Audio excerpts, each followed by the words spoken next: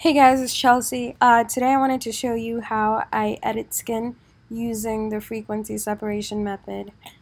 So the first thing I want to do is I want to make 2 layers of the background. And how I do that is I click on a MacBook, I click Command J 2 times while I have my background clicked right here. Okay, cool. So what that does when you click Command J 2 times is it makes a new layer of that background. And then I'm going to make a group, and I do that by clicking this little folder down here. So what I'm going to do is I'm going to put these 2 layers that I just made into this new group, making sure to put them within the order that I made them. And then I go to this first layer, and I name this one low, and I'm going to name this one high. And this is just going to make it easier for me once I do start editing to know which one does what. So basically how frequency separation works is, well, before I explain this, let me just get back for a second and tell you that I am not a Photoshop teacher. I'm going to teach you the way it was taught me. If I say anything that's not correct, then, just remember that I am not a Photoshop teacher, but I might not know the correct terms, but I do know how things work within Photoshop. So I'm going to teach it to you how I know it. Anyway, so basically how frequency separation works is this low, the one that I named low right here is the one that's it's basically gonna blur out, it's gonna blur out her skin, and the one that I named high is gonna bring in the texture. So what this does is it makes the skin nice and clear without taking away the texture of her skin, right? I can show you better than I can tell you because obviously I can't really tell you that well. Anyway, so what I'm going to do after I've made these 2 layers and put them in the group is I'm going to take the little eye off of this high, and I'm going to make sure I click on this low, right? I'm going to go to filter, I'm going to go to blur, and I'm going to go to, oh girl, yeah, okay, there we go. I'm going to go to Gaussian blur. Cool. And I'm going to take this from 19 to 5. There's really no method to what I'm doing right now. I don't know why I'm doing it. I just know that that's what was taught to me. Anyway, I'm going to put this on 5. I'm going to click OK. Cool. Now I'm going to put the eye back on high, and I'm going to make sure that I click on high again. And what I'm going to do afterwards is I'm going to go to image. I'm going to go to apply image, and I'm going to take the layer from merged to low, right? And I'm going to make sure, just look at the settings that I have right here, and just make sure everything looks the same for you, except for this. Obviously this is, the name of my picture, not yours. But anywho, so you want to go down here after you've made sure everything's cool. You make sure invert is not clicked in, whatever. And then take the blending mode from multiply to subtract, right? Cool. And what it's going to do is it's going to make your picture into this gray, super gray, whatever situation going on where you can barely see what's going on within the picture.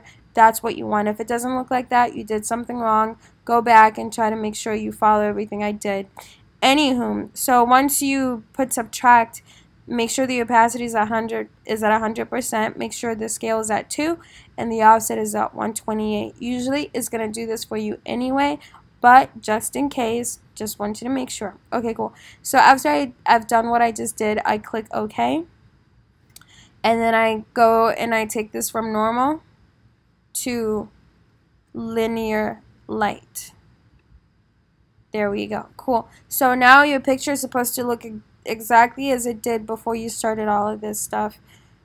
Yeah. Okay, cool. So what I'm going to do is I'm going to click off of high and I'm going to click on low. When we're editing, we want to edit on low and not on high. Well, anyway, actually, you know what? We're going to edit on both low and high, but let me show you what we do on low and what we do on high. So when you're editing the skin, such as this, you want to use this this. I mean, okay, let me tell you this. There's many different methods to using frequency separation, but right now I'm going to teach you the one that I use the most and also the one that I find to be easiest for myself, right? Cool.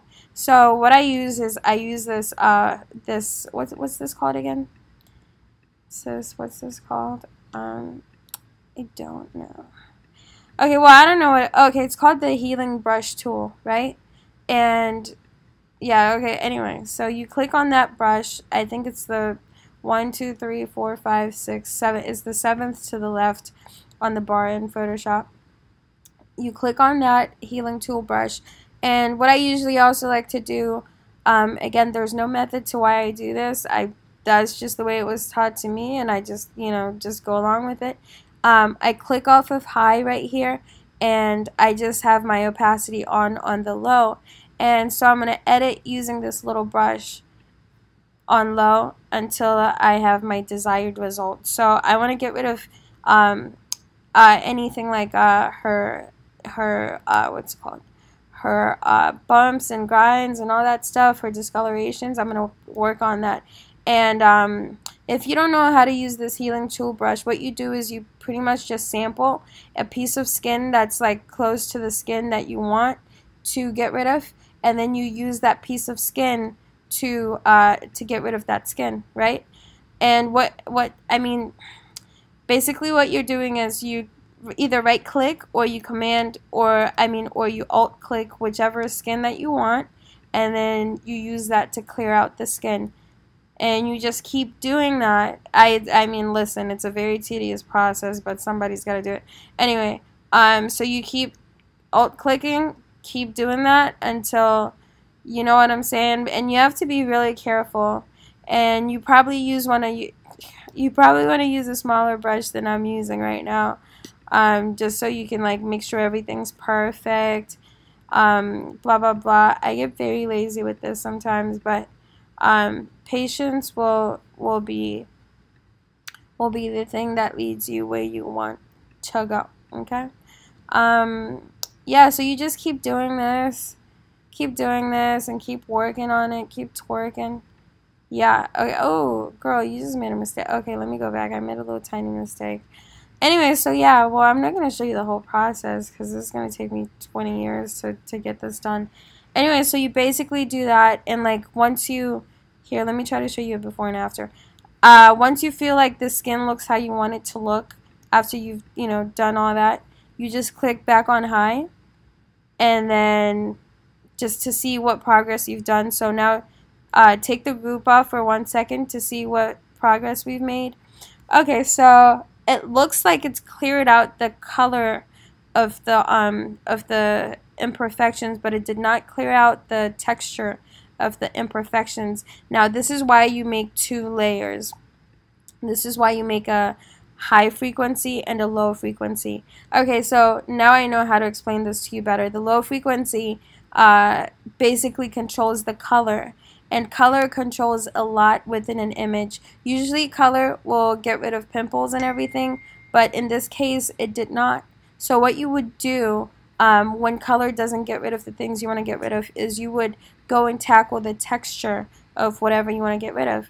So what we would do is we would come back at the pimple or whatever we want to get rid of, and we alt click whichever the piece of skin that we want to sample from, and then we use that piece of skin to get rid of the skin that we don't want anymore. So you see how those two work together to get rid of stuff. So whenever like I said, the low is gonna get rid of, you know, the color, and then the high is gonna get rid of the texture, any weird textures that we don't want. And you have to be really careful with this, because if you don't do it correctly, the skin can start to look really I don't know, it gets this weird like pattern on itself, and you know, so you have to make sure that when you're editing, you're not you're being really careful about everything that you're doing. Anyway, yeah, so I mean that's pretty much it. Obviously this takes a lot of time and practice to be able to do it much faster and more efficiently. But It's just as simple as that, pretty much. Yeah. Thank you so much for watching my little mini tutorial. I will certainly be making more, so please subscribe. Bye.